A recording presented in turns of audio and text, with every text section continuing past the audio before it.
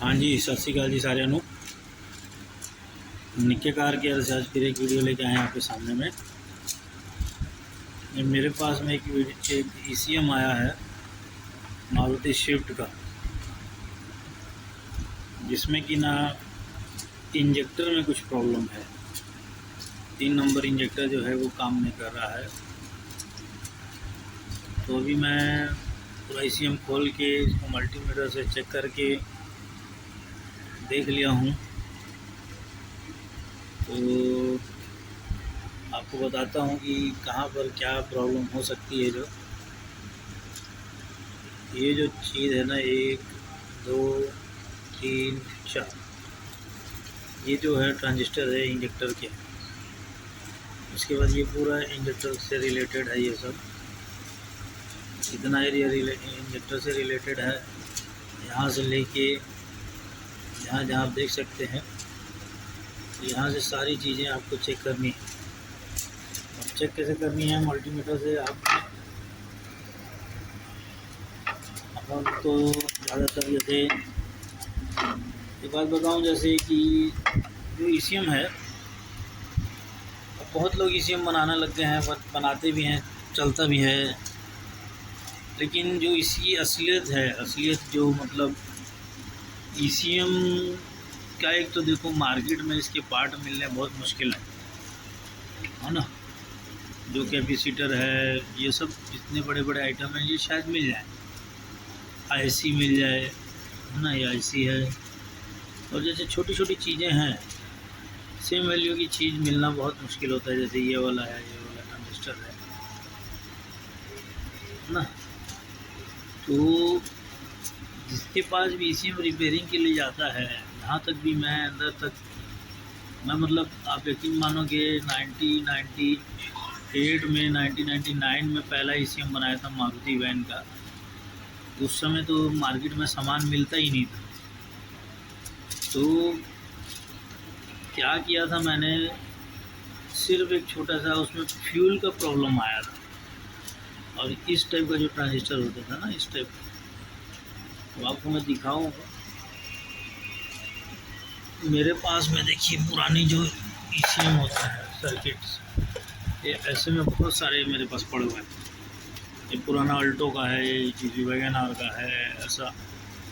तो अगर आपके पास में पुरानी प्लेट्स पड़ी है स्क्रैप में, जैसे कोई ECM आपने संभाल के रख लिया है, ज़्यादातर तो उसी में से चीज़ निकल के लगेगी, तभी आपका ECM सही काम करेगा। मार्केट में मिलना बहुत मुश्किल है। मैं पूरा मार्केट घूम के देख लिया हूँ। जितने भी इलेक्ट्रॉनिक्स दुकानें होती हैं जो सामान बेचती हैं, जो ट्रांजिस्टर वगैरह, सबसे पहले तो वो आपका सब्स्टिट्यूट नंबर पूछते हैं कि इसके बाद इसके अलावा कोई दूसरी चीज़ लग जाएगी क्या करते हैं।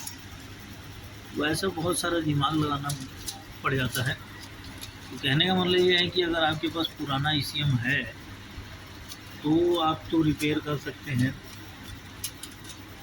क्योंकि पुराना ECM से सेम चीज़ निकाले, सेम वैल्यू देखे, मल्टीमीटर से चेक किए और उसको निकाल के उसकी जगह में रखिए। और उसके बाद अभी कुछ मिलने लगा है मार्केटों में, क्योंकि रिपेयरिंग ज़्यादा होने लगे हैं। तो और ज़्यादातर तो आपको मैं बता दूँ कि ट्रैक की प्रॉब्लम ज़्यादा आती है। ट्रैक कट जाता है ना। अब जैसे इस ECM में मैं 1-2 जगह फॉल्ट मेरे को मिल गया है। तो अब आपको मैं दिखाई देता हूँ पूरा। ये देखिए, ये जो एरिया है ना, अब आपको दिख रहा होगा, ये दिख रहा है। इस एरिया में देखो पूरा पानी रस्ट आया हुआ है, ठीक है। ये जो ट्रैक कटी है, इस टाइप का काम है। तो ऐसा ही होता है ज़्यादातर। ये देखिए, यहाँ ट्रैक कटी हुई है, दिख रहा है यहाँ पर। तो इस टाइप के जो केस हैं, ये देखिए यहाँ पर भी, ये यहाँ पर भी ट्रैक कटी हुई है। इस टाइप के जो केस हैं, तो इसको तो हम आसानी से बना लेते हैं। अगर तो जैसे ये IC है, ये IC उड़ी है, तो इसको कहाँ से लाएंगे? बहुत मुश्किल होता है इसका सेम वैल्यू का ECM को ढूंढना, बनाना। है ना। तो बस इतना है। अभी थोड़ा सा मैं इसको रिपेयर करके फिर आपको दिखाता हूँ। रिपेयर करने बैठा हूँ, मेरा पेपर है ये, रिपेयर करके फिर आपको दिखाता हूँ। ठीक। हाँ जी, बीच में फ़ोन भी आ गया था एक, तो अब आपको मैं फाइनली दिखा देता हूँ कि इसमें एक्चुअल में फ़ॉल्ट क्या था। एक मैं इसका स्क्रीनशॉट डालूँगा, फ़ोटो खींच के। तो यहाँ पर ये एरिया था जो, ये देखिए मैंने सोल्डिंग भी किया हुआ है। इस जगह पे पूरा मॉइस्चर था। मैं इसकी फ़ोटो डालूँगा साथ साथ में डिस्क्रिप्शन में। और ये एरिया जैसे ये देखिए, होता क्या है कि जो ट्रैक होती है, ट्रैक सड़ जाती है अंदर से बाहर, उसको सप्लाई नहीं। अब जैसे ये ट्रैक सड़ी हुई है, ये है ना, ये ट्रैक सड़ी हुई है, देखिए, है ना, दिख रहा है। अब ये ट्रैक का अंदर बाहर सप्लाई ही नहीं आ रहा है, कॉन्टीन्यूटी नहीं आ रही है। तो अब इस ECM में कुछ सामान ख़राब नहीं है। मैंने मल्टीमीटर से सब चेक कर लिया। इंजेक्टर के ये होते हैं, सब आपको पहले मैंने बता दिया है। पर कहीं भी कोई ट्रैक अगर जंप नहीं मार रही है, अगर सप्लाई नहीं मिल रही है, तो ज़रूरी नहीं है कि कोई सर्किट ख़राब है। वो उसमें ये होता है कि कहीं से मतलब मॉइस्चर आने से, सड़ जाने से आपको वहाँ से आगे सप्लाई नहीं मिलेगी। उस चीज़ को बड़ी गौर से ध्यान देखना है। अब मैंने जैसे ये मेरे पास पावर कांच है, अभी इससे मैं पूरा ट्रैक को पूरा बारीक से देखता हूँ ऐसा। तो जहाँ तक तो मेरा जो तजुर्बा है कि आप ECM को जब खोलोगे ना, तो ECM खुद ही बताएगा कि फ़ॉल्ट है कहाँ पर। तो कई केस होते हैं कि जिसमें नहीं दिखता है कुछ भी साफ़ सुथरा, तो उसमें फिर अपने को पूरे एक ट्रांजिस्टर और एक चीज़ चेक करना पड़ता है। तो जहाँ तक मेरे पास फ़ॉल्ट आते हैं, कई कॉमन फ़ॉल्ट आ जाते हैं जो हमको पहले से ही दिमाग में रहता है कि ये होगा। तो बस यही है, आपको ECM की जो बारीकी डिटेल है यही मैं बताने के लिए, क्योंकि क्या है, बहुत सारे इंस्टीट्यूट खुले हैं ECM रिपेयरिंग के लिए, और जहाँ पर ट्रेनिंग दी जाती है। तो कई सारी चीज़ें ऐसी है जहाँ पर मतलब फिर से फ़ोन आ गया था बीच में, बात वहीं रुक गई। कई सारी चीज़ें होती है जहाँ पर आप इंस्टीट्यूट ट्रेनिंग सेंटर में नहीं सीख पाएंगे कुछ। तो उसके लिए आपको किसी गैरेज में, किसी कंपनी में लंबा एक्सपीरियंस लेना पड़ता है, तब जा कर के ये सब चीज़ें सीखने को मिलती है। अब मेरे पास जो पहला फ़ॉल्ट आया था, मैं थोड़ा सा शेयर कर दूँ आपके साथ में। मारुति वैन थी और वो भी नई गाड़ी थी, तकरीबन 6-8 महीने पुरानी गाड़ी थी। तो उसमें फ्यूल पंप नहीं चल रहा था, वो प्रॉब्लम आ गया था गाड़ी में। और उस समय नया था, तकरीबन 2000 के आसपास की बात होगी ये। तो 1-2 की होगी, हो सकता है, थोड़ा सा अंदाजन गलत हो। तो उस समय क्या हुआ था कि मेरे को ब्रेकडाउन में भेजा गया, गाड़ी को ब्रेकडाउन हुई कंपनी से। जब मैं गया तो वहाँ पर मैंने चेक किया तो उसका फ्यूल पंप चल नहीं रहा था। वो अपन इलेक्ट्रिशियन थोड़े से हैं दिमाग से, तो देखा कि फ्यूल पंप नहीं चल रहा है, तो हमने बैटरी से डायरेक्ट देखा, फ्यूल पंप डायरेक्ट करके चल पड़ा, तो गाड़ी स्टार्ट हो गई, पेट्रोल आना शुरू हो गया। तो अब उसको कंपनी लेके आए हम, डायरेक्ट करके उसको कंपनी लेके आ करके। ये कंपनी में जब मैं स्काई में था, मारुति में शोरूम में, तब की बात बता रहा हूँ। तो जब मैंने उसको चेक किया, ECM निकाला, उस समय ECM को खोलने में ही डरते थे हम लोग। ECM निकाला, दूसरी गाड़ी में लगाया, तो दूसरी गाड़ी भी स्टार्ट नहीं हुई, तो कंफर्म हो गया कि ECM ख़राब है। फिर उसके बाद जब मैंने ECM का खोला, डब्बा ढक्कन, ये था मारुति के वैन का ECM, इस टाइप का होता है, दिखा रहा हूँ, इस टाइप का। हाँ, तो इसका डब्बा जब मैंने खोलने के बाद फिर मैंने, अब आपको जो बता दूं कि ट्रैक कैसे पकड़ी जाती है।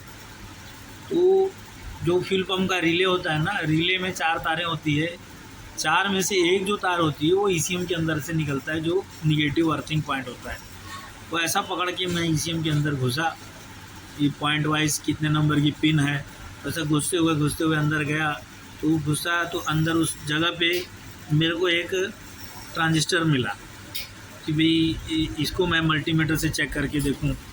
तो मैंने उस समय मल्टीमीटर भी हमको चलाना आता ही था, इलेक्ट्रिशियन थे घर से। उस ट्रांजिस्टर को मैंने चेक किया, तो उसमें मेरे को वैल्यू नहीं बताई।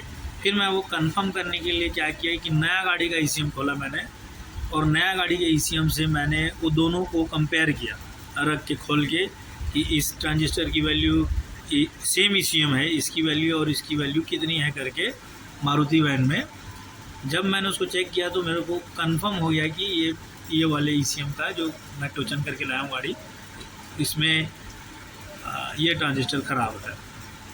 तब मैंने फिर क्या किया, मेरे पास पुराने ईसीएम, उस समय एक्सीडेंटल गाड़ियों के बहुत सारे ईसीएम खड़े रहते थे हमारे पास, तो उस ईसीएम से मैंने एक ट्रांजिस्टर निकाला और उस वैन में डाला, उस वैन के ईसीएम में डाल के फिर मैंने लगाया। उसमें ये होता था कि इग्निशन ऑन करो तो 3 सेकंड तक मोटर चलती थी, हमारा फ्यूल पंप चलता था, घूम से आवाज़ आती थी और कट से बंद होता था। ये सिस्टम उसमें नहीं हो रहा था। जब मैंने वो ट्रांजिस्टर लगाया, लगाने के बाद में वो ट्रांजिस्टर एकदम प्रॉपर सेम काम करने लगा जैसे नया गाड़ी में, जैसे मतलब ओरिजिनल गाड़ियों में कर रहा था। तब मेरे को बहुत ज़्यादा कॉन्फिडेंस आ गया कि यार ये मैं तो ईसीएम तो रिपेयर कर सकता हूँ करके। तो वो ईसीएम को मैंने रिपेयरिंग करके दिया था पहले, कि धीरे धीरे अपने आप चेक करते हुए आईसी, ट्रांजिस्टर, हर चीज़ें मैं चेक करने लगा। ऐसा धीरे धीरे मैं ईसीएम बनाने लगा। ये तकरीबन 2001, 98-99 में मैं कंपनी में था, 1-2 की बात होगी, उस समय से मैं ईसीएम रिपेयरिंग कर रहा हूँ। तो कहने का मतलब ये है कि इसके साथ साथ आपको आपकी एक्सपीरियंस बहुत काम आएगा, मतलब करना पड़ेगा। ये नहीं कि आप कुछ दिनों की इंस्टीट्यूट में ट्रेनिंग लेकर के ईसीएम रिपेयरिंग करना सीख जाए, ऐसा तो मेरे को नहीं लगता है कि हो जाए। बाकी तो कई लोगों के दिमाग इतने तेज़ भी होते हैं कि जो जल्दी सीख जाते हैं। तो बस इतनी थी बातें मेरे को करने की। अब ये ईसीएम की और एक दो चीज़ मैं बता दूँ आपको। एक ट्रैक जो यहाँ पर है, ये अर्थिंग पॉइंट, ये वाला, ये अभी मेरे को कुछ समझ नहीं आ रहा है कि कहाँ से इसको जोड़ना है और कहाँ सप्लाई देना है। तो इसके लिए मेरे को और वर्क करना पड़ेगा। मैं वर्क कर रहा हूँ इसके ऊपर में। बस बाकी इतनी बातें करनी थी आप लोगों के साथ। कुछ गलत बोल दिया होगा तो माफ़ी क्षमा चाहता हूँ, और कहूँगा सबको कि मेरे चैनल को सब्सक्राइब, लाइक और व्यू दें, ताकि मैं इस टाइप की सारी अपना जो मेरा तजुर्बा है मैं आपके साथ में शेयर करूँ। धन्यवाद, थैंक यू वेरी मच।